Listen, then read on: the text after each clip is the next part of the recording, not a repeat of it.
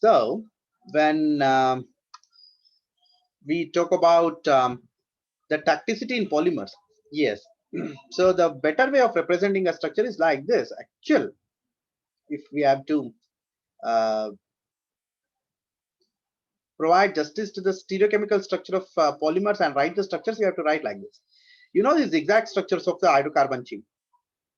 So we have learned from our stereochemistry classes that a hydrocarbon chain cannot be cannot be fully extended. Rather, it is puckered. Okay. So what do you mean by this puckered nature of the chain? So you have zigzag conformations of the chain, and you have the groups arranged on the uh, above plane above it and below it. So if we visualize the chain like this, that the carbon chain skeleton is on the plane of the board, and the hydrogens, the substituents, are one substituent is above and one substituent is below the plane. So we need to write structures like this using these stereochemical notations, right? The group is coming towards us, the group is away from us, these things. 3D stereochemical representation.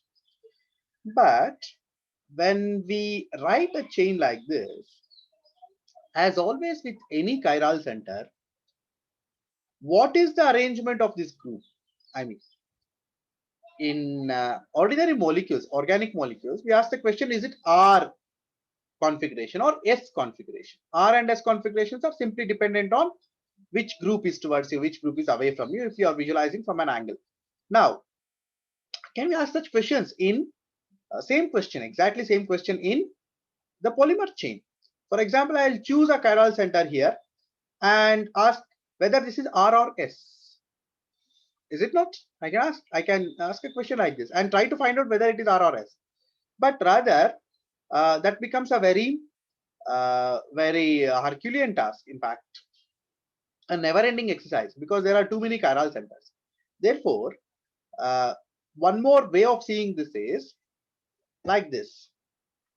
Are all the substituents I choose, example, an R group. The R group in polystyrene is the phenyl ring. The R group, are they arranged towards one side of the chain? Such an arrangement gives us an isotactic arrangement. Or are they arranged in an alternative manner? In the sense, if you consider the chain, one group is towards you, the other group is away towards, the next carbon towards, the other next carbon away from you. It's an alternate arrangement. Then such an arrangement of chains become substituents become syndiotactic. So please remember that these are not conformational structures. Isotactic and syndiotactic are. They're configurational structures. Your linear chains, whether it was an helix or a random coil or an orderly arrangement, they were all conformational structures. You can change a conformational structure simply by maybe by changing uh, variables like temperatures. But these are configurational. The bonding is fixed. You cannot change isotactic into syndiotactic, never. But I mean, this is one more representation. Isotactic, you can see if we can differentiate the groups as some R and R1 and R2, all R1s are one side and R2s are other sides. Whereas R1 and R2 alternate the sides in symbiotic. Whereas in atactic, it is random. Fine. So atactic means there is no tacticity. There is no recognizable tacticity. That is called atactic. See, neighboring carbon atoms here. The orange ones are on your left, whereas here right. But then the pattern gets disturbed. So it is very random. Atactic. But when I call it is atactic, we should not wrongly perceive this as there is no stereochemistry at all for chiral centers. There is stereochemistry. But when we take the relative arrangement of the groups, whether they are on one side or on alternating, they don't fall under this classification. That's why it is called atactic. So these are the three patterns of configurational isomerism in polymers. Please remember, this is configurational isomerism, or simply you can call optical isomerism. in polymers: isotactic, syndiotactic, atactic. But of course, this is one more way of representation of this. Just have to put R groups on one side, isotactic, alternating, syndiotactic. There is no pattern, atactic.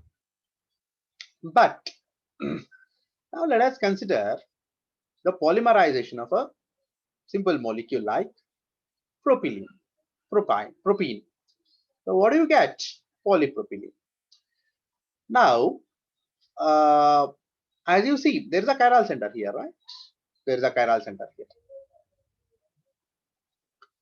Now, if I polymerize propene and get polypropylene, of course, there are chiral centers in the backbone. What isomer do I get? Do I get syndiotactic or isotactic or nothing? Atactic. What is your guess? Of course, there's only guess. What isomer I would be getting if I polymerize simply? Of course, I do an additional polymerization of this. There are different types of polymerization. You can do a cationic polymerization also. What do I get?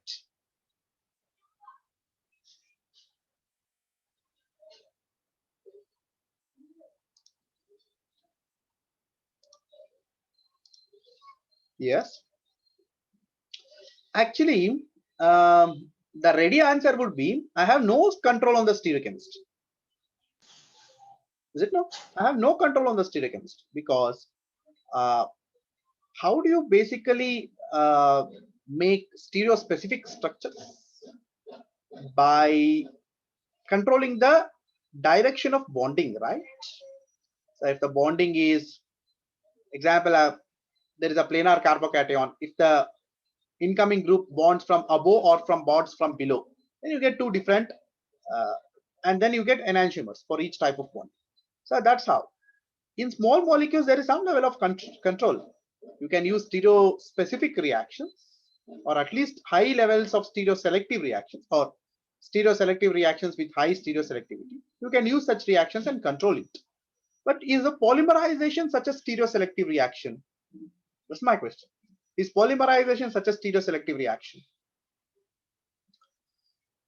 Actually not, basically not. It is simply a very generic reaction where a lot of free radicals or cations are formed, and simply they randomly bond in different directions, in all possible directions, and give you an atactic polymer, basically.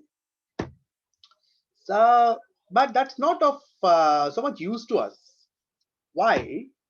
Because, okay, let me see this. Fine. But then comes, okay, then comes this Ziegler-Natta into picture. Ziegler-Natta. Of course, Ziegler-Natta catalyst system, it is called, not just catalyst system. So what was the achievement of the Ziegler-Natta's discovery?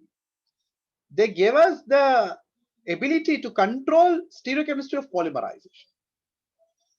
In the way you can, for example, instead of just polymerization using a free radical initiator, if you use a catalyst system like this, titanium chloride, triethyl aluminium chloride, and polymerize propene, surprisingly, the product is an isotactic polypropylene. Fine. Whereas if you change the catalyst system from titanium, you go to vanadium and decrease the temperature minus 78, change the solvent system even, you get syndiotactic. So the advent of Ziegler-Natta catalyst was a breakthrough in polymer chemistry.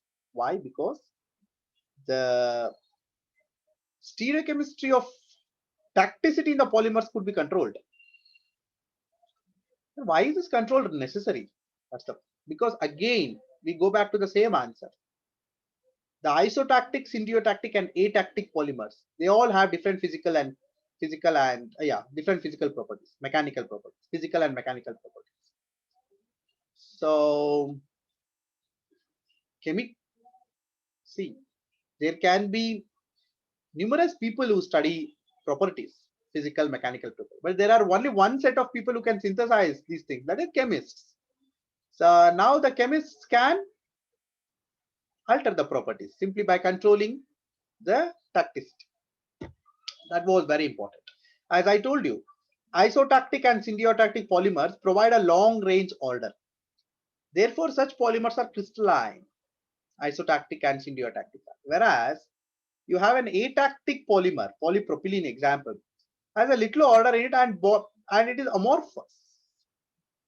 So as you know, the mechanical strength is more to crystalline materials than to amorphous materials. So that is what the tacticity control using Ziegler-Natta catalysis. Now a small, I think an exercise to you people. Now this is a monomer, an epoxide, and there is a polyepoxy or a polymer prepared, right? And of course, we will look into the chemistry of polymerization reactions. As of now, this is prepared through ring opening polymerization. Yeah, this is an epoxide. You can open this ring and prepare a polymer chain. So what type of polymer is this? Look at the stereochemistry. There are chiral centers here. What type of polymer is this? Isotactic, atactic, or syntiotic? There's an exercise to you. You have to answer, please. Look at the structure carefully and then answer. Of course, see, we are discussing physical chemistry. Yeah, these things are not so much essential in this because, yeah, somebody has given the answer. Syntiotic. Okay, syntiotic. Yes. What else? Syntiotic. I mean, do your friends agree with you, Bhavna? Syntiotic? Definitely not atactic, of course, because we see a certain order in this arrangement between isotactic and isotactic and syntiotic. What is your choice? Somebody else who can agree with Bhavana or disagree? She's giving the answer. She's giving the answer syntiotic. Okay. Maunam sammati lakshanam. So if all of you are quiet, that means you are agreeing with Bhavana. Nimdu Bhavana sammati the answer. So let us check the answer, actual answer. Correct answer for this. The answer is isotactic. Okay. So the answer is correct. But why I specifically wrote this structure is, Bhavana, can you explain me why you gave the answer isotactic? Although, Bhavana, you're online. So because of the alternate arrangement of R group. Then that should have been syntiotic. You see that? Alternate arrangement is syntiotic. Towards us, away, towards, away. Okay. Your argument is wrong, Bhavana, but somehow you have got the correct answer. Syntiotic. So, according to your line of thinking, this should have been syntiotic, alternating arrangement, but it is still isotactic. Okay, why? Why did I purposely chose this example? Is this? Please look at these structures. Yeah, the R groups are rotated. You should infer this as syntiotic or isotactic when you write a chain like this, and towards the on the same chiral atom, or the chiral atom pointing in the zigzag orientation. The chiral centers pointing downwards. When you write the substituents and alternating it, it is syntiotic. Or downwards or upwards. If you choose upwards, it should be upwards on all chiral atom. It should be downwards all chiral atom. But you see here, substituent you have shown on chiral atom facing up in the zigzag conformation and another on down. So basically what you should do, every bond should be rotated next to this chiral and take it up, so that you should rewrite this structure and write all the structures on the chirals, all the substituents chiral on facing chiral centers facing upwards on the zigzag conformation, and then you decide whether it is syntiotic or isotactic. But it appears like alternate, but since the bond has been rotated, if you rotate, this goes up, so basically it becomes isotactic only. So that's what. So fine. So now we have discussed the optical isomerism in polymers. We will quickly discuss this geometrical isomerism in polymers. You say this is the monomer. What is this monomer? Please recognize this. What is the monomer?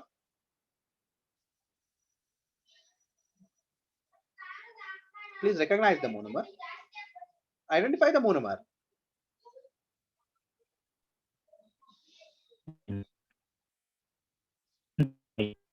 Hmm? Yeah, Preeti, 1,3-butadiene. Correct, Preeti. It is 1,3-butadiene. So if you polymerize this, what would you get? Yes, yes, it is 1,3-butadiene. All of you got activated suddenly. All are giving answers. If you polymerize this, what would be the structure of the structural unit? What do you get? Structural unit. Hmm?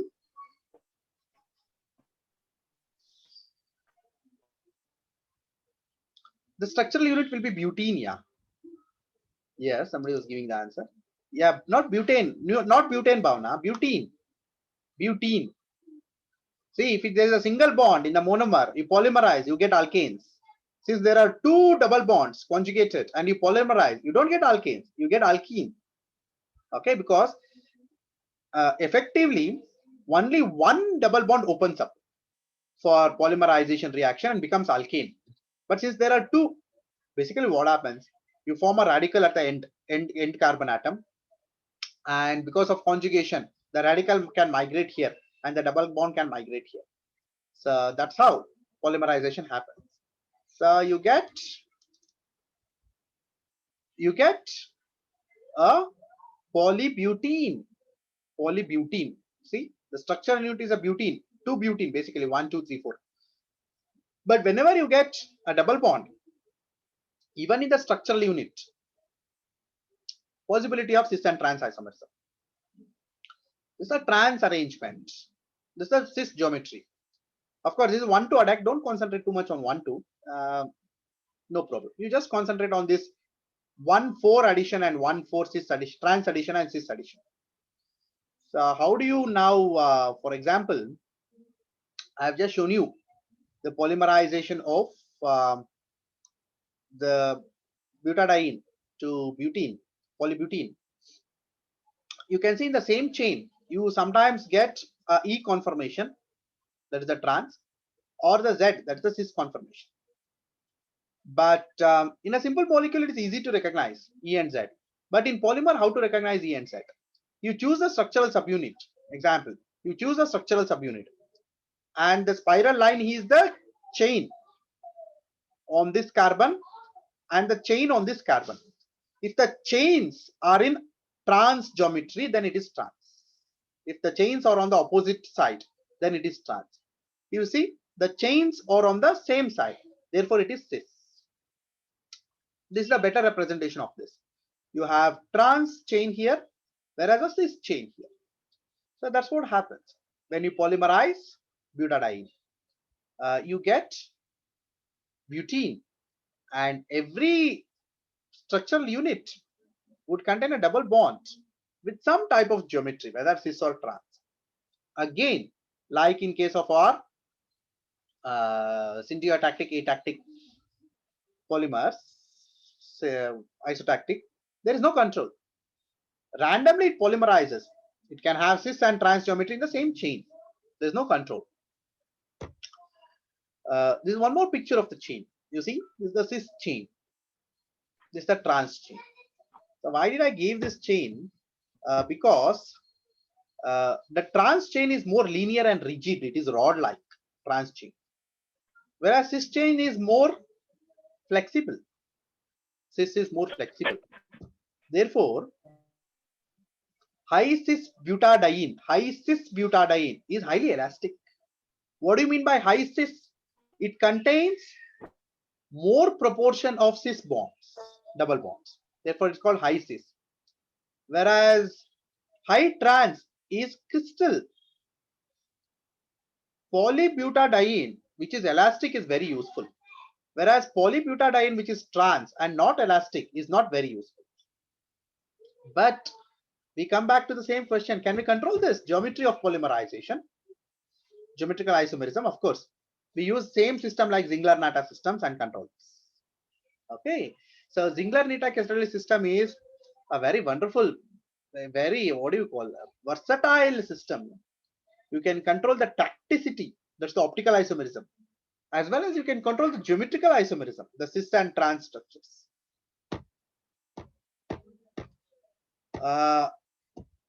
Okay, basically what is this polybutadiene?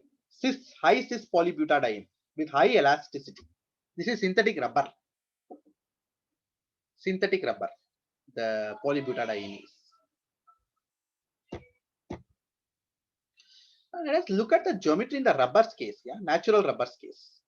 So what is natural rubber? Natural rubber is the polymerization, not mean, see here, the polymerization of simply butadiene 1,3, I mean butadiene, yes, 1,3 gives you polybutadiene. Polymerization instead of a isoprene. So what is isoprene unit? The isoprene unit is nothing but a polybutadiene with a methyl, I mean, sorry, not polybutadiene, a butadiene with a methyl substituents. So this is isoprene. So if you polymerize this isoprene, you can get either cis or trans or random. In the same chain, you can have all cis and all trans. But since natural rubber is a biomaterial, please remember, and these biomolecules are not randomly, the stereochemistry of biomolecules is never random. There is a control. So like, for example, there are all L11 acids in the cells, there are D sugars in the cells, not their enantiomers. Similarly, because this is a biological material and formed due to biological synthesis, biochemical synthesis, you have what is that? Only cis formed in the natural rubber. And if the rubber has to be elastic, it has to be cis, as we discussed previously in the slide, because trans will be rigid, rod-like. But the nature doesn't prepare trans 1,4 polyisobutene. It doesn't prepare trans polyisobutene. Okay, in that tree, rubber tree, only cis polyisopropene is obtained. How is it extracted? That is through the latex of the rubber tree. The latex is collected and further processed in plants, not plants, industrial plants, and further processed in industrial plants. There is an additional step of vulcanization also. Anyways, that's all different part of the story. This is what it's only cis, highly elastic, the rubber is. But we have a trans 1,4 polyisoprene also, and that is called Gattaparcha, and not obtained from the same plant, because the rubber trees give you only the cis isoprene, I mean cis polyisoprenes, not the trans one. This is obtained from some other plant species. I mean, I'm not remembering the name of the species. It's okay. It is obtained from some other plant species. And you can see the chains here, they are trans. See the polymer chain, the backbone, trans, trans, trans, trans. So this is called Gattaparcha. And what is the property of Gattaparcha do you expect here? I mean, the physical properties should be elastic or rigid. What's your answer? Elastic or rigid?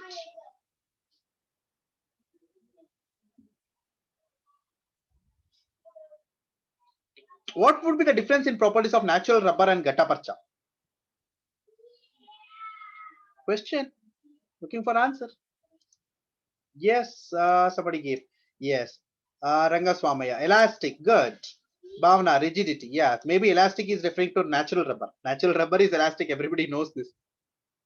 But Gattaparcha is rigid.